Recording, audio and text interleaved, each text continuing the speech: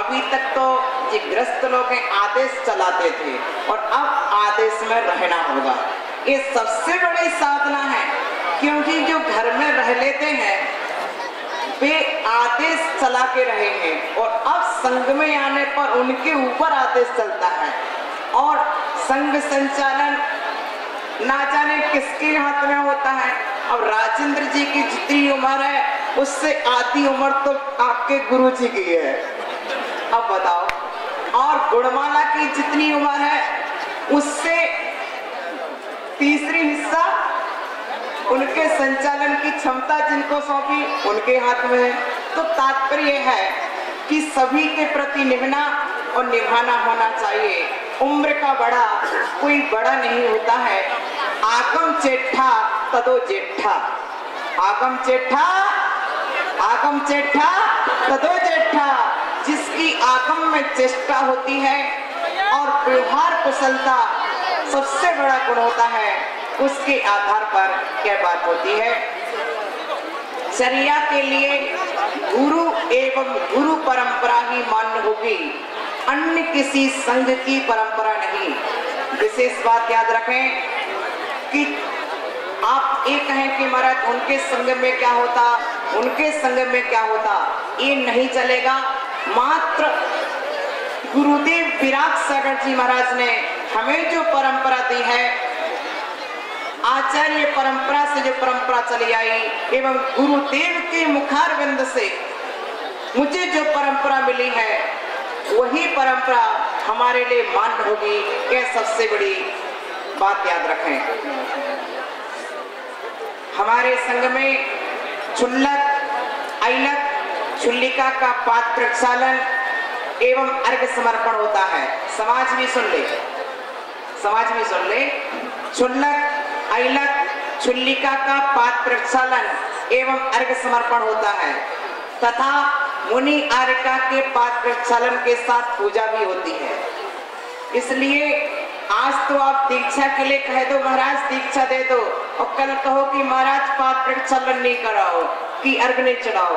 यानियो आप रत्नत्रय पर्व के दिन सम्यक दर्शन की भी पूजा करते हो, सम्यक ज्ञान की भी पूजा करते हो, सम्यक चारित्र की भी पूजा करते हो, और एक सम्यक दर्शन सम्यक ज्ञान से सहित हैं। और चारित्र में देश चारित्र और सकल चारित्र दो होते हैं, तो दोनों पूजनीय है। इसलिए छुल्लक को, ऐलक को और आरिकाओं को अर्घ और चढ़ाया जाता है, पूजा भी की जाती है। यज्ञोपवीत संस्कार अपने संघ में मान्य है, इसलिए इस बात को भी ध्यान रखें। अन्यथा कोई साधु यज्ञोपवीत उतरवाने लगते हैं, जनेऊ उतरवाने लगते हैं, लेकिन आचार्य ने लिखा है पवन दीवान जी, जब तक जनेऊ धारण न करे तब तक वह प्रतिष्ठा का पात्र नहीं होता है। इसलिए प्रत्येक जैन श्रावक को जनेऊ धारण करने की विधि है।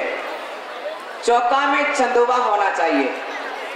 चौके में ध्यान देना समाज के बंधुओं, अंत दीक्षा के बाद कहो हमारे घर में तो चंदोबा है ही नहीं,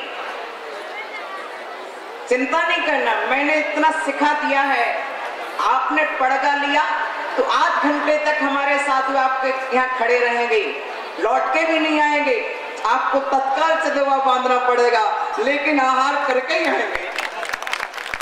इतनी क्षमता मैंने रखा है। अभी मेरा आहार अशोक नगर में एक ऐसे व्यक्ति के यहाँ हुआ, सोच रहा था चंदोबा नहीं बांधना पड़ेगा, निर्मल बिरसी, लेकिन मैं पड़कने के बाद गया और खड़ा रहा 5 मिनट खड़ा। अध्यक्ष जी जब सामने चंदोबा बांध लिया उसने, तभी मैंने आहार किया, लौटूंगा भी नहीं। तुमने पड़गाया क्यों? तुमने पड़गाया क्यों? समाज के सामने तुमने प्रतिष्ठा पाई पड़गाने के बाद, तो अब मैं लौटूंगा भी नहीं। इतनी क्षमता मेरे गुरुदेव ने दी है कि कम से कम एक श्रावक की 5 गलती माफ जरूर करना। याद रखना, चौका में जाओगे, श्रावक है उसकी 1 गलती 5 गलती कम से कम माफ जरूर करने की क्षमता रखना, तब तुम साधु कहला पाओगे। याद रखिए, अप्रभावना का कोई कार्य नहीं करेंगे और अकेले बैठ करके साधना भी नहीं करेंगे। कोई इस मंदिर के शिखर पर बैठ गया, कोई इस मंदिर की छत पर बैठ गया, कोई अकेले कमरे में बैठ गया। तो एकांत साधना संग में माननी होती है। रेल के इंजन के साथ उसके डिब्बे यदि एक से दूसरे जुड़े रहते हैं तभी उसकी यात्रा पूरी होती है। यदि एक डिब्बा का कनेक्शन कट जाता है तो पीछे के सभी डिब्बों का कनेक्शन कट जाता है। इसलिए डिब्बों को चाहिए कि वे इंजन से जुड़े रहें और पीछे के डिब्बे आगे के डिब्बे से जुड़े रहें, तभी वे अपना महत्व रखते हैं। इस बात को याद रखें। यदि एक कहे कि महाराज हम कर लें, तो याद रखो कि आपके पीछे जितने डिब्बे हैं वे सब वहीं ठहर के रह जाएंगे।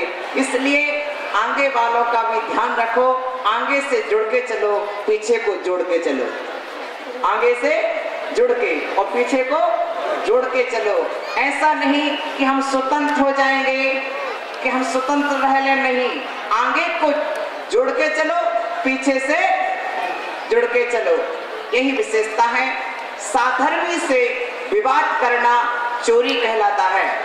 इसलिए किसी भी धर्मात्मा से कभी विवाद नहीं करेंगे, समता से सहन कर लेंगे, दोष हो या ना हो। यदि कोई कुछ कहता है तो समता से सहन कर लेना, क्योंकि लगाने वाली दवा की अपेक्षा पीने वाली दवा ज्यादा फायदेमंद होती है। इसके साथ ही ध्यान रखें, व्यवस्था की आशा नहीं रखेंगे, स्वयं व्यवस्थित रहने का पूरा प्रयास करेंगे, स्वयं व्यवस्थित रहेंगे।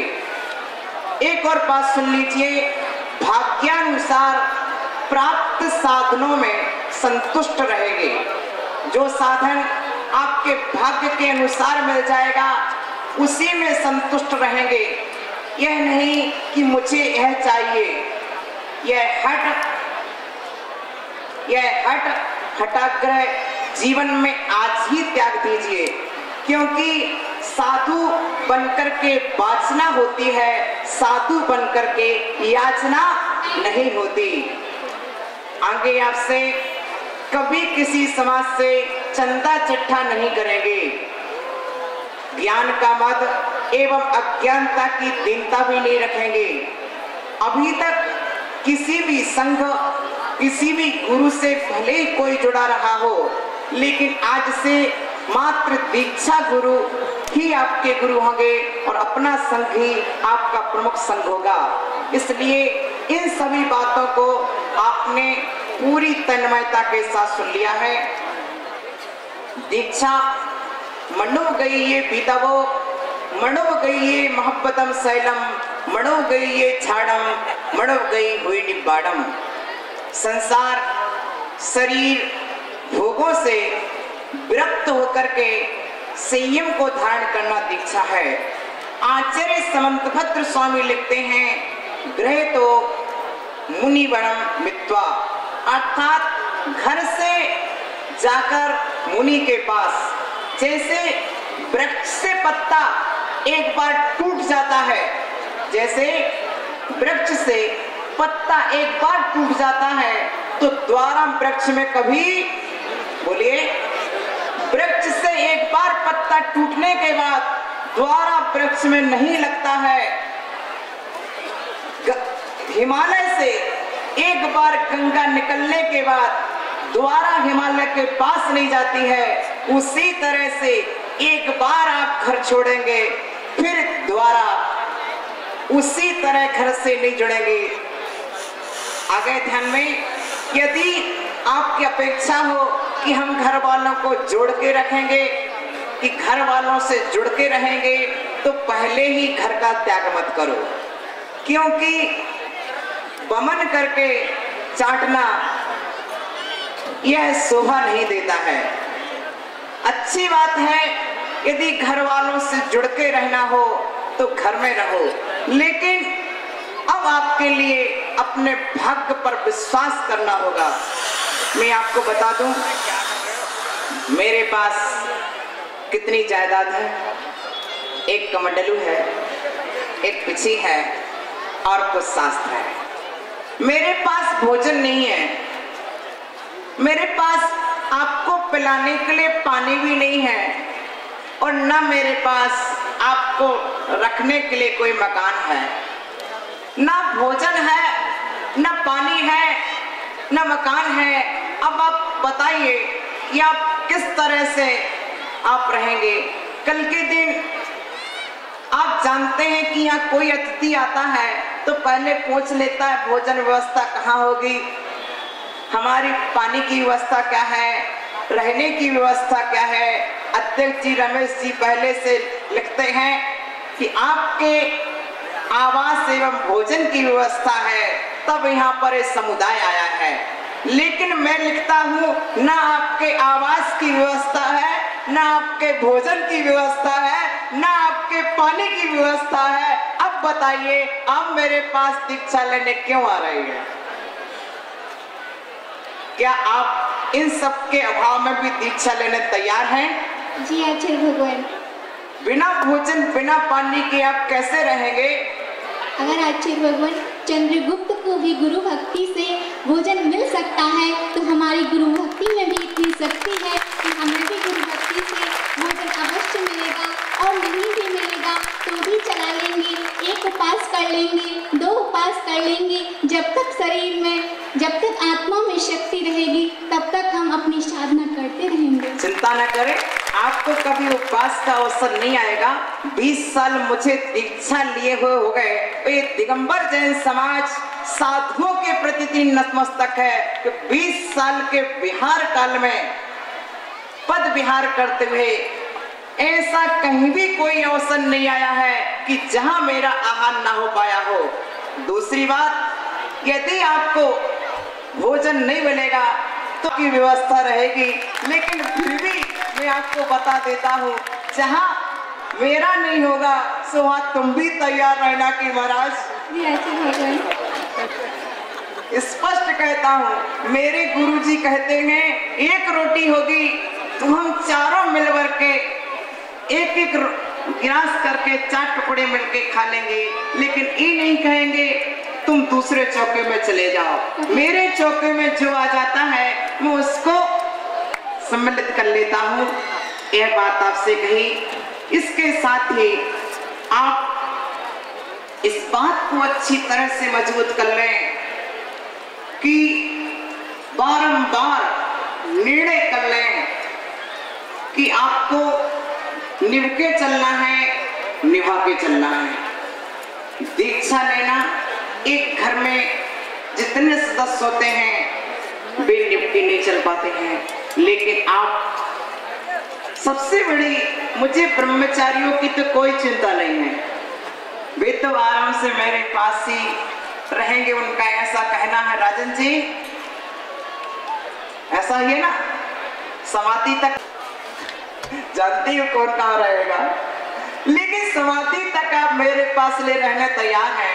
लेकिन हम इन बहनों के लिए विशेष रूप से सावधान कर रहे हैं कि देखो, आपके चर्या आप ही जान सकते हैं, और किस तरह से लोग कहते हैं महाराज गुणमाला को विशेष अनुभव है, उनके लिए जिम्मेदारी सौंपना चाहिए या और को सौंपना चाहिए। लेकिन मैंने कहा जिम्मेदारी एक ऐसे कंधों पर सौंप दी, मुझे विश्वास है तब मैंने सौंपी है। और बहनों में जो पहले कभी सबसे छोटे रूप में थी और आज वे इस दीक्षा के समय सबसे आगे हैं, उसका कारण मैंने क्रम से सबको अवसर दिया। और आज अंजू दीदी के लिए लगभग 2.5 वर्ष से जो उन्हें सीखा, वक्तित्व कला, प्रवचन कला, गुरु भक्ति सभी में समर्पित। इसी के साथ हमारी रीना दीदी का साहित्यिक योगदान इतना अमर है। अभी 4 शास्त्रों का कार्य रीना दीदी के माध्यम से हो चुका है। ये वो हीरा मोती है। आचार्य विशुद्ध सागर जी महाराज ने घुआरा में कहा था, विभव सागर जी आपके लिए ये हीरा मोती मिले हैं, इनको आप कहीं खो नहीं देना, संभाल के रखना। मैंने कहा क्यों महाराज? विशुद्ध सागर जी बोले कि विभव सागर जी, इनमें से कोई विशुद्धमती बनेगा, कोई ज्ञानमती बनेगी और कोई सुपार्श्वमती बनेगी। वो ऐसी आरिकाएं आगे बन के आएंगी। और मुझे विशुद्ध सागर जी महाराज के वचन प्रमाणभूत हैं। उनने जो मुझे आशीर्वाद दिया है और उसी आशा और विश्वास के साथ मैं सफल पा रहा हूँ कि हमारी अंजू दीदी आगे आने वाले समय में इस जैन दर्शन के लिए बहुत अच्छे उत्कर्ष रूप में आगे ले जाएंगी। रीना दीदी साहित्य के क्षेत्र में, कला के क्षेत्र में इतना महान कार्य करेंगी। उनके हाथ की अंगुली इस सभा में विराजमान किसी एक भी व्यक्ति के नहीं हो सकती हैं, जैसी हमारी रीना दीदी की है। उनके हाथ जैसी लंबाई किसी भी व्यक्ति की नहीं हो सकती है। यदि कोई हस्त विशेषज्ञ होगा तो वह अभी बता देगा कि रीना दीदी जो कार्य करेंगी उनका कार्य हजारों वर्ष तक जयवंत रहेगा। एक बहुत सारी विशेषताएं हमारे रीना दीदी के पास हैं। इस तरह से इसी क्रम में गुणमाला जी हैं तो उनका कार्य है संघ में सेवा। 2 वर्ष से हमने निश्चित कर रखा है कि अंजू दीदी का कार्य अलग है, रीना दीदी का कार्य अलग है, गुणमाला का कार्य अलग है, प्रिया दीदी का कार्य अलग है। सबकी कार्य शैली में अलौकिक अलौकिकता है। जब भी प्रवचन का अवसर आ जाए, अध्यात्म प्रवचन के लिए अंजू दीदी, आगम के प्रवचन के लिए रीना दीदी और व्यवहार प्रवचन के लिए प्रिया दीदी। तीनों का विषय स्वतंत्र, तीनों की शैली स्वतंत्र। इस तरह से अब आपके लिए कल टीके पे जी चर्चा कर रहे थे महाराज, आपके लिए एक शास्त्र लिखना है। मैंने कहा हमारे संघ की टीम तैयार हो रही है और अच्छी तरह से साहित्यिक कार्य होंगे। आज इस दीक्षा के अवसर पर मैं आपके लिए पुनः